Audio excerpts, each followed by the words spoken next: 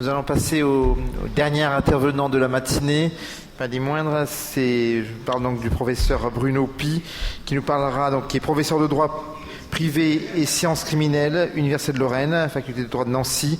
Il nous parlera du juridique et de télémédecine, du RGPD, du consentement éclairé. Comment faire en pratique? Merci, mesdames, messieurs les modérateurs.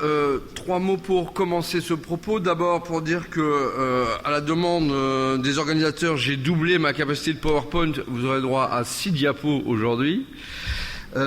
Deuxièmement, vous dire que me mettre en dernière position à 7 minutes d'un match de rugby de finale de Coupe du Monde, c'est franchement pas sympathique. Et enfin, rebondir sur quelques propos de ce matin qui feront que je vais modifier ce que j'avais l'intention de vous dire. Et en commençant par la dernière formule, quand j'entends quelqu'un dire qu'il y a une nouvelle catégorie entre les personnes et les choses parce que l'animal est un être sensible, j'ai les oreilles qui saignent. En tant que juriste, ça me blesse au fond de moi-même. Il y a 150 ans qu'on a créé des catégories spécifiques de protection juridique sans bouleverser la dichotomie bien et chose. Quand on a commencé à protéger juridiquement le cadavre, on n'en a pas fait pour autant une personne. On ne l'a pas sorti de la catégorie des choses. On lui a simplement donné une sacralité juridique, une intangibilité. On sait protéger ce qui n'est pas forcément un être humain, une personne, ni un objet insensible, au travers du cadavre, au travers du patrimoine, au travers du foetus, au travers de notions qui ne sont pas concrètes, qui sont abstraites, comme la dignité, comme la vie privée. Donc arrêtons de faire croire que pour l'intelligence artificielle, pour les robots, il faudrait pulvériser les catégories juridiques. On sait faire ce que la société veut à un moment donné. Le droit n'est que le reflet de choix de société. Ceci étant dit, je vais quand même essayer de parler un petit peu du sujet qui m'a été confié. Il m'a été confié de parler de technologie numérique et de droit, parce que ce matin, j'ai beaucoup entendu parler du faisable. Qu'est-ce qui est faisable techniquement, scientifiquement? Qu'est-ce qui est efficient? Qu'est-ce qui peut être mis en place? Quelles données peut-on en tirer? Super. Est-ce que tout le techniquement possible est souhaitable? C'est votre métier. Est-ce que le techniquement possible est utile? C'est votre métier. Et puis, à un moment, il faut se poser la question de savoir si tout ce qui est possible est souhaitable pour la société dans laquelle nous vivons. Et si oui, est-ce que tout le possible est licite, conforme au droit? Et là, on va en venir à quelques principes juridiques fondamentaux, parce que la question de la télémédecine, c'est pas une question nouvelle. Elle commence, la télémédecine, dès lors qu'on peut, à distance, avoir un professionnel de santé, un médecin, et un patient qui ne sont pas dans la même pièce, qui ne sont même pas dans le même bâtiment, voire dans la même ville. Ça commence avec l'invention du téléphone. C'est là que se pose pour la première fois la possibilité qu'un diagnostic puisse être fait à distance, et même à longue distance, avec des problématiques qui se posent. Et à l'époque, le frein à l'acceptation de la téléphonie comme mode de consultation, c'est le caractère imparfait de l'information pour le médecin. Sur la base des descriptions par le seul patient, il ne peut pas, visiblement, faire un diagnostic correct, satisfaisant, etc. Il va falloir le développement de l'image. Et ça a été dit dans plusieurs présentations ce matin, c'est par la visio, que ce soit sécurisé ou pas, c'est un autre problème, c'est par l'apport de l'image au son qu'on va pouvoir mettre en place ce qui s'appelle désormais la télémédecine, et que la loi de 2009, puis les décrets suivants ont réparti en 5 actes de télémédecine autorisés, sachant que le 5e, lui, il était déjà fait au téléphone depuis 50 ans. La régulation en matière d'urgence se faisait depuis 50 ans et elle continue à se faire sur le plan téléphonique. Même si je ne veux pas dire du mal des Alsaciens, mais la régulation, il y a, semble-t-il, des cas où on dit aux gens que de toute façon ils vont mourir et on ferait mieux de ne pas leur dire. Petite pierre dans le jardin des Alsaciens. Ceci étant, la téléconsultation, ça pose des questions technologiques, scientifiques. Très bien, je vous laisse en délibérer. Moi, sur le plan juridique, puisque c'est ce qu'on me demande de traiter, je vois juste que les textes qui mettent en place la télémédecine, dans le Code de la santé publique, disent « Les actes de télémédecine sont réalisés avec le consentement libre et éclairé de la personne, en application notamment des articles qu'on va revoir, puisqu'on les a vus ensemble jeudi. Et puis, les professionnels participant à un acte de télémédecine peuvent, sauf opposition de la personne dûment informée, échanger des informations relatives à cette personne. Donc, Quel est le cadre juridique de la télémédecine en matière de place de la volonté du patient? C'est le cadre que l'on appelle, nous, de droit commun. C'est-à-dire sur les règles ordinaires liées à l'acte de soin, il n'y a aucune modification du cadre pour la typicité de la télémédecine. C'est un mode moderne de faire de la médecine, ça c'est votre métier. Le cadre juridique, il n'a pas changé d'un iota, c'est toujours le même. Ça veut dire que, et j'ai entendu à plusieurs reprises que c'était à vous, et en particulier aux chirurgiens, de prendre des décisions, des initiatives, d'évaluer les techniques à sa disposition, la 3D, l'image, la réalité augmentée. Super.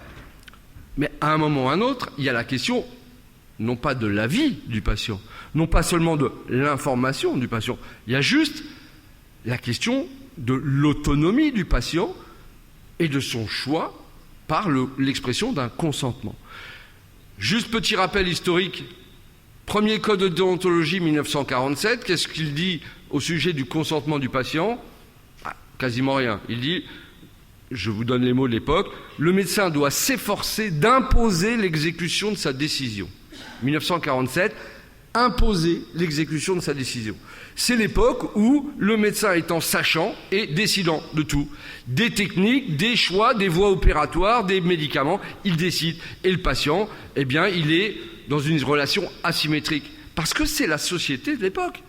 On est dans une société en 1947 où il y a des relations asymétriques assumées par toute la société. À l'école, à l'usine, à la banque, chez le notaire, chez le médecin, on est en situation asymétrique, le sachant et décidant. Mais 70 ans plus tard, 80 ans plus tard, c'est plus la même société.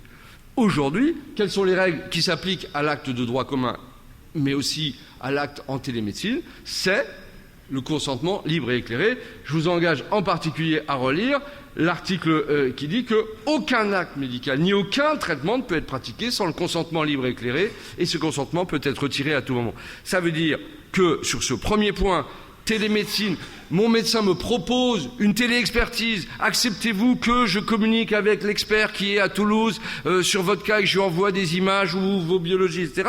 La question doit m'être posée, pas seulement une information, on doit me dire, acceptez-vous, choix 1, oui, choix 2, non. Et il ne doit y avoir aucune conséquence sur la prise en charge, évidemment, de la décision que je prends. Ça, c'est le premier niveau de consentement. Et ensuite, il y a le deuxième niveau qui est la gestion des données.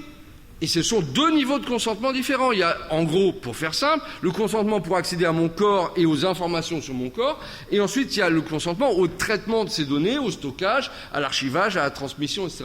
Ce sont deux notions différentes. Et je peux très bien être d'accord pour un acte en télémédecine et ne pas être d'accord pour que mes données soient diffusées à n'importe qui ou stockées n'importe où. Ce sont deux niveaux de consentement différents. Enfin, la question du RGPD, Règlement général protection des données, en quelques secondes, puisque il faut qu'on ait parcouru tout le thème. Bien évidemment, qu'est-ce qui a changé avec l'entrée en vigueur du RGPD en Europe? Grosso modo, c'est que on avait autrefois dans le domaine des données personnelles de santé une autorisation a priori par la CNIL pour la création, le traitement des fichiers, etc. On a désormais un autre modèle, c'est plus de contrôle a priori, mais une gestion a posteriori avec des choix qui doivent être faits et des responsables dans les établissements, dans les structures, dans les réseaux, qui sont les DPO. Mais sur le RGPD, je crois que plusieurs d'entre vous ont bien plus d'expertise que moi. La question fondamentale, celle du consentement du patient. Quid du consentement du patient? Le patient doit pouvoir, à tout moment, avoir les informations sur qui a accès à ces données et la possibilité de vérifier et de se rétracter par rapport à l'utilisation de ces données. Le DMP, il en a été dit quelques mots. Je rappelle que c'est un serpent de mer. Je reprends la formule donnée. 2004, on nous annonce que ça va marcher. Le dossier médical qui s'appelle à l'époque personnel. Puis, à plusieurs reprises, on a essayé de le réanimer. Il y a eu plusieurs tentatives. La dernière, on espère qu'elle va marcher. 2019, 24 juillet 2019. La loi a prévu désormais que le DMP peut être ouvert avec le consentement de chaque patient. Il n'y en a que quelques millions. Mais à partir de 2021, changement de modèle. À partir de 2021, ce sera une ouverture automatique, sauf refus explicite. On passe à un autre modèle juridique qu'on connaît. Enfin, quant à l'accès et surtout le masquage, Il y a aussi une petite évolution 2019 fondamentale. Est-ce qu'un patient peut cacher dans son DMP des informations? Oui. Il peut choisir à qui l'accès sera donné en termes de spécialistes, sauf que la loi de 2019 prévoit 0 masquage à l'égard du médecin traitant. Ça, c'est nouveau. On ne peut plus, en tant que patient, masquer à l'égard du médecin traitant. C'est fondamental. En revanche, par rapport aux autres, et ça c'est très important pour vous en termes de sécurité, non pas technique, parce que j'ai entendu 3 fois le mot sécurité ce matin dans 3 topos. Vous parlez de sécurité informatique, de sécurité technique. Moi, je vais vous parler de sécurité juridique et de votre sécurité juridique. Ce qui est très important, c'est que la loi dit désormais, noir sur blanc, que s'il y a un raté, voire un décès, à cause d'une information que le patient avait masquée, nul ne peut voir sa responsabilité engagée. Si vous, spécialiste, vous n'avez pas connaissance d'un problème, d'une incompatibilité, d'un antécédent qui a été masqué par le patient, vous ne pouvez pas vous voir reprocher le raté qui découlerait exclusivement et causalement de ce masquage. Enfin, dernier point, les innovations de la loi 2019, l'espace numérique de santé. Je l'ai appelé dans un papier qui est sorti dans une revue juridique un portail de rêve. On nous annonce au 1er janvier 2002, ça sera le monde des bisounours, ça sera le monde idéal, un portail avec tous les données administratives, dossiers partagés, le patient totalement autonome, volontaire, lucide, éclairé, connecté. Ça veut dire qu'il faut que je m'arrête. Donc je vous remercie. Je termine par une citation qui me semble importante. Elle ne date pas d'aujourd'hui, elle est de Khalil Gibran, le poète libanais qui est mort en 1931, qui disait déjà à l'époque « L'information que tu n'as pas dite est ton esclave. L'information que tu as jetée au vent appartient aux arbres. Attention aux arbres, il y a aussi des arbres numériques. Méfions-nous des arbres numériques. »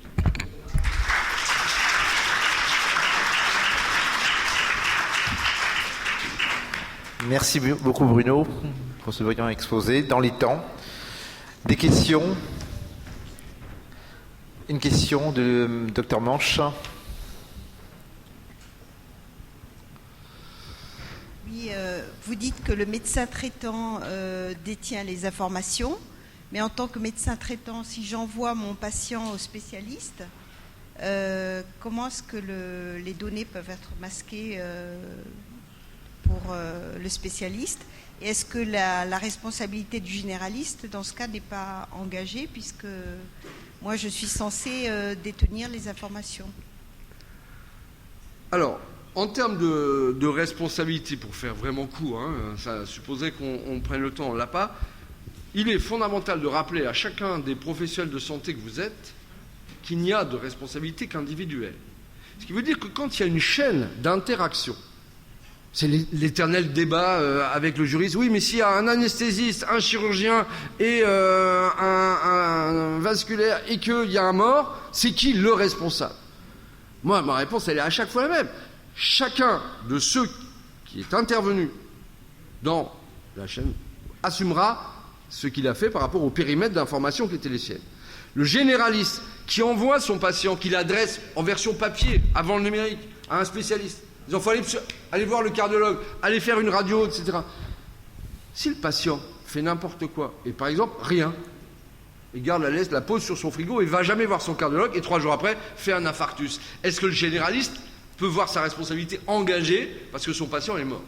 Le généraliste a fait son métier de généraliste, il n'a pas commis de faute de généraliste, point.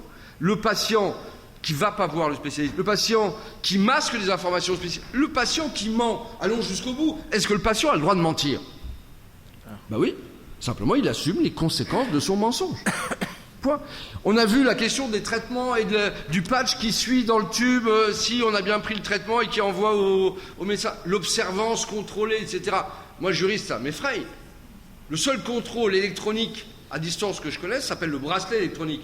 Et c'est une sanction pénale. Mais vous, ça ne vous pose pas de problème de dire on va lui faire manger une Jason-Bourne, une pilule, mettre un patch, ça envoie sur la montre du médecin, ouais, c'est bon, il a fait popo à 15h12, etc. La pilule est... Bref, chacun assume. Si je ne prends pas le traitement que mon médecin m'a prescrit, le médecin a fait le boulot, diagnostic, bonne prescription, etc. Et moi, je ne suis pas observant. Je meurs, ou je tombe malade, ou j'aggrave mon préjudice. Quelles sont les conséquences en droit? Chacun assume ce qu'il a fait. Si le médecin a bien diagnostiqué, bien prescrit, bien orienté son patient, que le patient a masqué des informations dont découle un dommage préjudiciable, le patient assume. Une petite question de la salle de WhatsApp. Comment mettre en place une régulation des médecins à l'ère digitale? J'ai pas bien compris la question. How would you regulate doctors in the digital era? Comment mettre en place une régulation pour les médecins dans cette ère digitale, Non. Difficile. Je pense que je vais faire une passe aux ordinaux qui sont là. Je pense que, et je terminerai là-dessus, il y a deux manières de réguler, comme vous dites, ou d'encadrer une profession sur le plan des fonctionnements internes, de ce qu'on peut appeler la police interne de la profession, en particulier scientifique. Soit il y a le fonctionnement actuel, c'est l'ordre, c'est-à-dire des médecins élus par des médecins qui gèrent la police déontologique. Effectivement, l'ordre a toute sa place. Soit c'est l'État en direct qui le fait. Et pour d'autres professions qui ne sont pas organisées en ordre, qui n'ont pas cette confiance. Pas oublier que l'ordre, je ne suis pas là pour défendre ou valoriser l'ordre, mais l'ordre, c'est une confiance que l'État fait à une profession en disant vous êtes assez mûr, assez intelligent, assez intègre pour vous gérer vous-même. Pour d'autres professions, pour lesquelles il n'y a pas encore cette maturité, etc., c'est l'État qui gère en direct la discipline, la déontologie, la régulation. Exemple, les enseignants. Il n'y a pas d'ordre des enseignants. Les enseignants sont soumis à l'autorité de l'État qui peut les inspecter, les contrôler, les sanctionner, les virer. Et ce n'est pas une profession organisée en ordre. L'ordre est un signe de la confiance de l'État dans votre profession. Soyez à la hauteur de la confiance que l'État vous apporte. On va prendre deux petites questions. Professeur Chakfé, ensuite docteur Kovacic. Oui, Bruno, ça a été dit tout à l'heure dans les discussions. Moi, sur le plan juridique, j'ai du mal à comprendre dans le fait j'accepte, ou j'autorise qu'on fasse à condition que j'ai accepté, donc le consentement.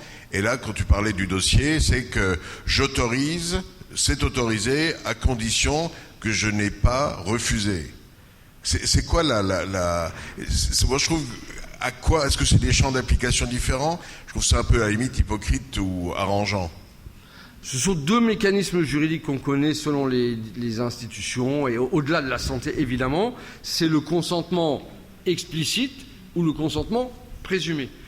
Consentement explicite, il faut explicitement que l'individu ait marqué sa volonté d'adhérer pour qu'on puisse déclencher un mécanisme, etc. Et à l'inverse, on a des hypothèses de consentement.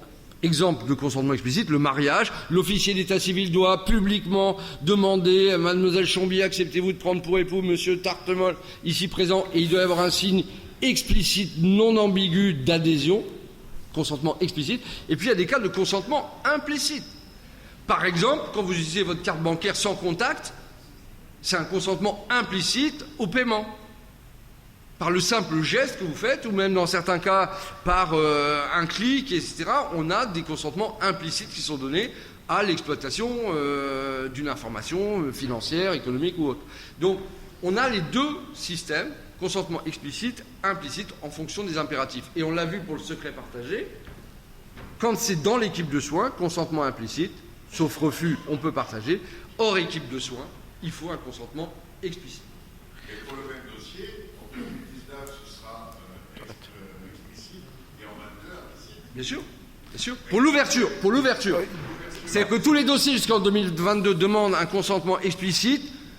À partir de 2022, ça sera un consentement présumé. Juste, histoire de mettre la bagaille. J'espère qu'il n'y a pas de pharmaciens parmi vous. Si, il y en a un. Il y en a un. Les pharmaciens ont été ou plus malins ou plus pirates que les autres. Quand le DMP 2004 n'a pas fonctionné, ça a été trop compliqué, trop lourd, etc. Les pharmaciens se sont dit, bon, nous on a besoin d'un outil commun. On va créer le DP, le dossier pharmaceutique. Très bien, ça a été validé. C'est l'ordre des pharmaciens qui a pris ça en charge. Très bien. Avec une loi qui a dit, même chose, pour l'ouverture, il faut le consentement explicite d'un patient à l'ouverture d'un DP. Les pharmaciens se sont dit entre eux, si on respecte la loi, il va nous falloir 20 ans pour que les clients aient un DP. On va se passer de leur consentement. Ils ont ouvert 36 millions de dossiers pharmaceutiques en 18 mois, en violation de la loi. Pour l'heure, il y a eu 2 recours en justice Donc 2 pharmaciens qui se sont fait taper sur les doigts pour avoir ouvert un dossier pharmaceutique sans le consentement du patient. 2 sur 36 millions. Aux erreurs d'expérience près, la balance, etc. a été OK. On sacrifie l'autonomie et la liberté, la vie privée des patients au service de l'efficacité. C'est une vraie question de société. Est-ce que l'efficacité doit l'emporter, y compris sur la liberté individuelle, l'autonomie?